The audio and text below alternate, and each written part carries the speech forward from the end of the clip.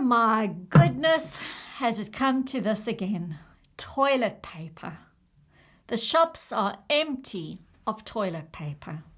We're doing our weekly shop on Friday, and it just happened that this week we needed toilet paper.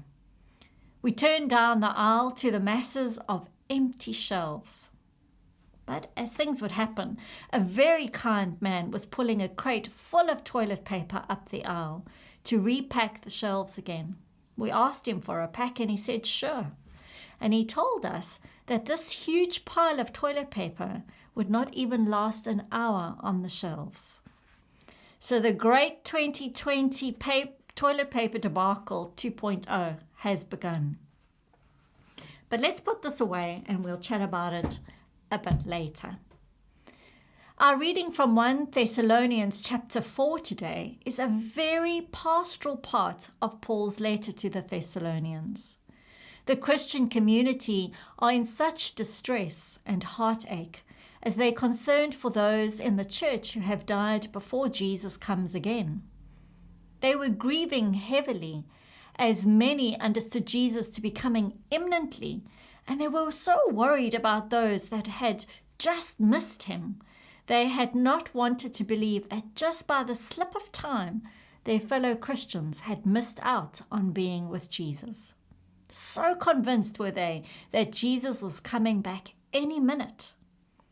So Paul reassures them that they need not worry, that those who have passed away are indeed with Christ, and they can be reassured that all of them were being loved and cared for. Paul offered them a tissue, maybe a piece of toilet roll, if you will, to wipe away their tears. Paul spoke to them about the hope we have as Christians, that we choose to live in hope, and we know that Jesus died and rose again. And so we know that those we love who have died have in fact been raised with Christ. Paul was answering a deep human concern, a concern that all humanity shares. Are those we have loved and lost okay? Are they with God and at peace? We don't want to forget them and feel that their lives did not matter or have an impact on us. I often think that this is what underlies Remembrance Day and All Souls Day, the deep need that it taps into. Many wear the medals of family members from the world wars and post pictures on Facebook. It's a kind of wanting to declare that their lives mattered and to remember what they felt they had sacrificed themselves for, so that we do not allow them to fade into the past as though they did not mean something to someone. We want to connect with those who have gone before us.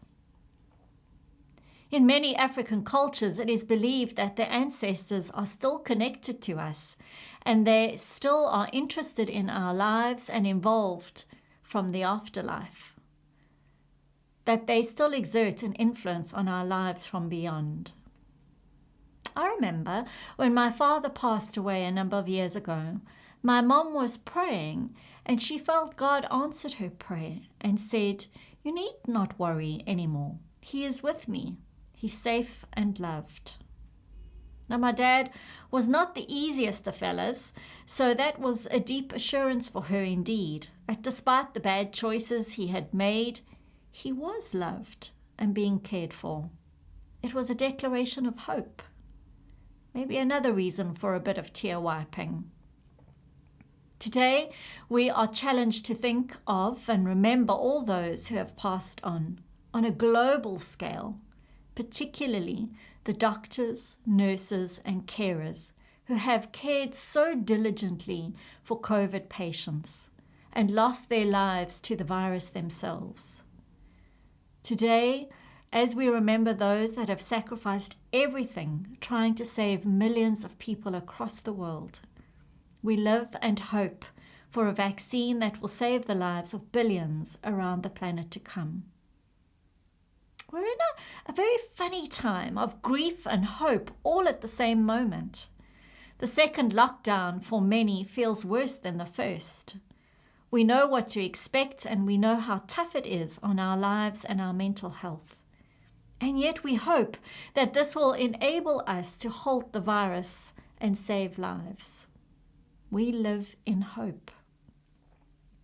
A story of hope in tough circumstances is in the US. The school system in a large city had a program to help children keep up their schoolwork during stays in the city's hospitals.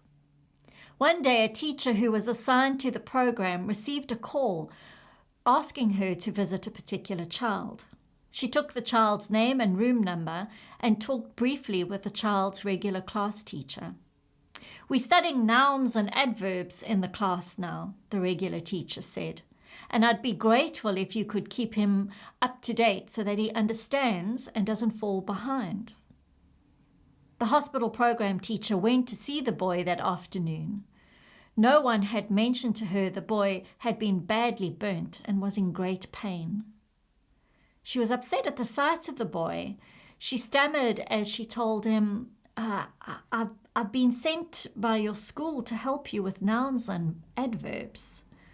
When she left, she felt that she hadn't accomplished very much. But the next day, a nurse asked her, "What did you do to that boy?" The teacher felt that she must have done something wrong and began to apologize. No, said the nurse, "you don't know what I mean. We've been worried about that little boy. But ever since yesterday, his whole attitude has changed. He's fighting back. He's responding to his treatments. It's as though he's decided to live." 2 weeks later, the boy explained that he had completely given up hope until that teacher arrived. Everything changed when he came to the simple realization. He expressed it this way: "They wouldn't send a teacher to work on nouns and adverbs with a dying boy, now would they?" Friends, Paul encouraged the Thessalonians to not give up hope and to believe that those that had passed had been raised with Christ. Today is a day to not give up hope. Let us live in courage and hope that this too shall pass. Amen.